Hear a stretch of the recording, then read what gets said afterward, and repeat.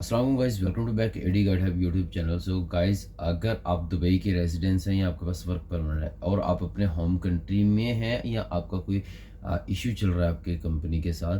तो ये वीडियो इस चीज़ के रिलेटेड है। क्या अगर आप अपने होम कंट्री हैं तो आपकी कंपनी आपके अगेंस्ट लीगल एक्शन ले सकती है या नहीं ले सकती है। तो ये वीडियो बहुत ज़्यादा इंपॉर्टेंट है क्योंकि ये इंफॉर्मेशन, ये नॉलेज आज से कुछ दिन पहले मेरे पास भी नहीं था, क्योंकि मैं बहुत ज़्यादा पुराना बंदा हूँ दुबई में। 5 years almost I have done in the UAE. I am from Pakistan. तो ये वीडियो हर उस बंदे के लिए है जो दुबई के रेजिडेंस है, चाहे वो India, Nepal, Pakistan, Bangladesh, Sri Lanka, what ever country से मौजूद हो। तो ये मतलब अगर आप दुबई के रेजिडेंट हैं और आप अपने होम कंट्री हैं, किसी इमरजेंसी छुट्टी पे गए हैं, या आप जो अपनी सालाना छुट्टी पे गए हैं वापस नहीं आ पाए, तो उसके बाद जब कंपनीज आपको थ्रेट्स देती है या फ़ोन करके या मैसेजेस या ईमेल्स के ज़रिए धमकाती है कि अगर आप वापस नहीं आएंगे तो हम आपको एब्सकॉन्डिंग लगा देंगे या पर बैन लगा देंगे, वीज़ा कैंसिल कर देंगे, क्या चीज़ है। तो सबसे पहले तो गाइज़ ये एक चीज़ आप लोगों को पता होनी चाहिए कि दुबई लॉ के मुताबिक अभी जो 2024 में 2023 के लास्ट में बना है, 2024 में इम्प्लीमेंट हुआ है। अगर आप अपने आपके पास दुबई के रेजिडेंस वीज़ा है, वर्क परमिट है, जो भी है, आप अपने होम कंट्री छुट्टी पे जाते हैं या इमरजेंसी पे जाते हैं या किसी भी रीज़न से आप अपने होम कंट्री जाते हैं और 6 महीने से ज़्यादा आपको टाइम हो गया है दुबई से बाहर, आप वापस नहीं आते, तो ये इमिग्रेशन की तरफ से ऑटोमेटिक आपका वीज़ा कैंसिल हो जाएगा। चाहे आप इंडिया से हों, चाहे पाकिस्तान से हों, चाहे बांग्लादेश से हों, अमेरिका से भी हों, जहाँ से भी हों, आपका वीज़ा ऑटोमेटिक 6 मंथ बाद कैंसिल हो जाएगा अगर आप दुबई से बाहर रहेंगे रेजिडेंस वीज़ा पे या वर्क परमिट पे। तो उसके बाद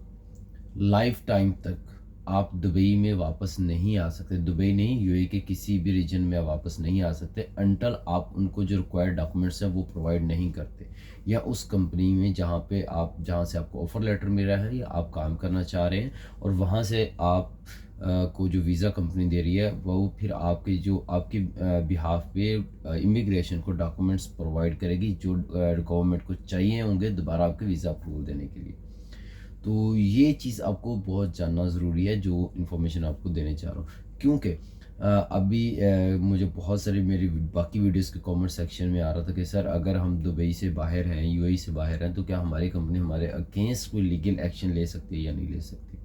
तो इसका जवाब है नहीं। ठीक है, अगर आप यूएई से बाहर हैं, आपकी कंपनी आपके अगेंस्ट कोई भी लीगल एक्शन नहीं ले सकती, कोई भी केस नहीं कर सकती, चाहे वो absconding हो, चाहे वो वीज़ा कैंसिलेशन हो। वीज़ा कैंसिलेशन भी आपके ही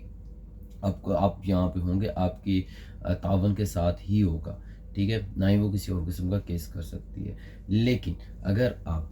दुबई से बाहर हैं और आपको 6 महीने से कम टाइम है और आप वापस आना चाह रहे हैं, तो उसके बाद का आपके पास कैसा एक कितना टाइम पीरियड होता है कि आप दुबई में रह सकते हैं और उस टाइम पीरियड के अंदर तक आपकी कंपनी आपके खिलाफ आपके अगेंस्ट कोई भी एक्शन नहीं ले सकती। तो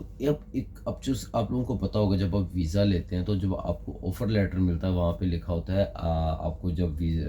एमर्स आईडी आती है तो 6 मंथ का प्रोबेशन पीरियड आपको पूरा करना होता है। 6 मंथ के बाद अगर आप वीज़ा कैंसिल करते हैं तो आपको कोई भी किसी किस्म की पेमेंट नहीं करनी पड़ती है गवर्नमेंट लॉ के हिसाब से। अगर 6 महीने से पहले करते हैं तो आपको पेमेंट करनी पड़ती है, आपको नहीं। मीन्स आप आगे किसी कंपनी में किसी ऑर्गेनाइजेशन में जाते हैं तो वो ऑर्गेनाइजेशन जो आपकी पहले वाली ऑर्गेनाइजेशन है उसको पेमेंट पे करती है जितने भी अखराज उनके हुए हैं। तो अभी सेम सिचुएशन ये भी है, अगर आप जाते हैं अपने होम कंट्री जाते हैं या आपकी कंपनी के साथ आपके साथ कोई बड़ा इशू चल रहा है, अब उसका आपकी कंपनी आपको थ्रेट्स दे रही है, क्योंकि अभी बहुत सारी कंपनीज ऐसी यहाँ पे हैं जो कि लोन ले रहे हैं। ठीक है, और यहाँ ऐसी बहुत सारी और चीज़ें हैं जो, क्योंकि बाकी की जो लोन के रिलेटेड चीज़ें हैं वो वीडियो मैंने अपलोड कर रखी हैं, मज़ीद इन्फॉर्मेशन भी दूंगा इंशाल्लाह इन द नेक्स्ट वीडियो। तो गाइस, अगर आप अपने होम कंट्री से वापस आते हैं और आप अपनी उसी कंपनी में वापस आके काम नहीं करना चाह रहे हैं, वीज़ा कैंसिल करना चाह रहे हैं, तो गाइस आप जब वापस आते हैं ना तो आपके पास 7 डेज़ का टाइम होता है। आपकी कंपनी जब आप दुबई में मौजूद होते हैं, दुबई में आ जाते हैं, इन कर जाते हैं, तो उसके बाद आपके पास 7 डेज़ का टाइम होता है। उस 7 डेज़ कंप्लीट होने तक आपकी कंपनी आपके अगेंस्ट कोई भी लीगल एक्शन नहीं ले सकती जब तक आपके 7 दिन पूरा नहीं हो जाते। और अगर आप दुबई से एग्ज़िट करने से पहले आपके अगेंस्ट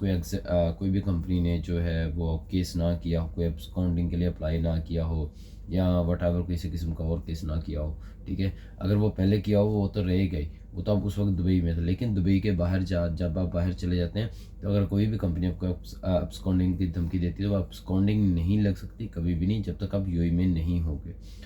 तो ये चीज़ आपने मेक श्योर करनी है कि आप अगर दुबई में रहते हैं तो आप जिस कंपनी का वीज़ा ले रहे हैं तो मेक श्योर करें कि आप